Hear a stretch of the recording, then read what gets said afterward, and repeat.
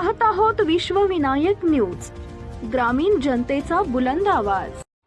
राष्ट्रवादी काँग्रेसचे नेते नरहरी झिरवाळ यांचा एक आक्षेपार्ह व्हिडिओ व्हायरल झाला असून राज्यात खळबळ माजली आहे। नरहरी झिरवाळ यांच्या शासकीय निवासस्थानावरील हा व्हिडिओ समाज माध्यमांवर व्हायरल झाल्यानंतर त्यांच्या निलंबनाची मागणी विरोधकांकडून करण्यात आली आहे। या दरम्यान राज्याचे मुख्यमंत्री देवेंद्र फडणवीस यांनी त्यावर प्रतिक्रिया दिली आहे। नरहरी झिरवाळ यांनी फोनवरून या संदर्भात आपल्याशी चर्चा केल्याची माहिती त्यांनी दिली आहे। तसेच व्हिडिओची सत्यता पडताळून योग्य निर्णय घेतला जाईल असं सांगितलंय।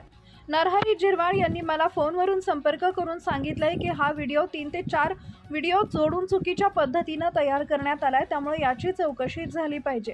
मी त्यांना याबाबत तक्रार दाखल करण्याचा सल्ला दिलाय। या व्हिडिओची शहानिशा करण्यात येईल, तसंच त्या व्हिडिओची सत्यता पडताळून त्यांच्या पक्षाच्या नेता सुनेत्रा पवार आणि आम्ही योग्य निर्णय घेऊ असं फडणवीस यांनी सांगितलंय। मागच्या काळात घडलेल्या घटनेची कार्यालयातील लाच प्रकरण चौकशीत झाले तेव्हा झिरवाळ यांच्यापर्यंत संबंध गेला नाही। आता जे व्हिडिओ समोर आले ते गंभीर आहेत, त्यांची सत्यता पडताळली जाईल। व्हिडिओ खरे असतील तर कारवाई केली जाईलच असं त्यांनी म्हटलंय। नरहरी झिरवाळ यांचा एक आक्षेपार्ह व्हिडिओ व्हायरल झाला। व्हिडिओ झिरवाळ यांच्या शासकीय निवासस्थान येथील असल्याचा दावा केला जातोय। या व्हिडिओत नरहरी झिरवाळ नेहमीप्रमाणे सदरा लेंग्यात दिसत आहेत। दरम्यान त्यांच्यासोबत 2 व्यक्ती आहेत। हा व्हिडिओ नेमका कुणी समोर आणला हे अद्याप स्पष्ट झालेलं नाही। मात्र या व्हिडिओमुळे नरहरी झिरवाळ अडचणीत येण्याची शक्यता निर्माण झाली आहे। हा व्हिडिओ नेमका कुणी आणि कोणत्या उद्देशाने बाहेर काढला असा सवाल आमदार अमोल मिटकरी यांनी उपस्थित केलाय।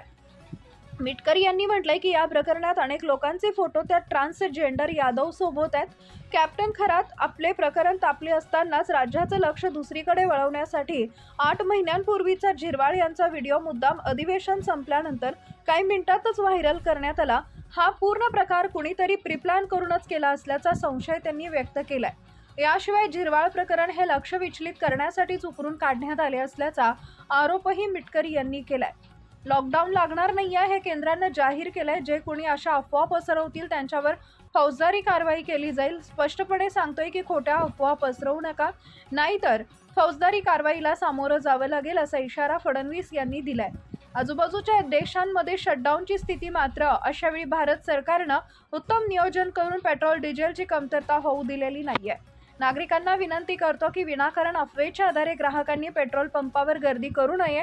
आपल्याकडे 1 महिन्याचा पुरेसा साठा आहे, मात्र विनाकारण साठवणूक करू नका।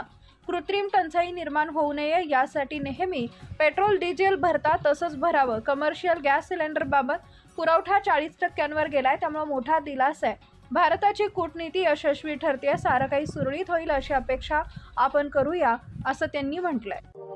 अशाच ताज्या बातम्या पाहण्यासाठी विश्वविनायक न्यूजला लाईक करा, सबस्क्राईब करा आणि बेल आयकॉन प्रेस करा।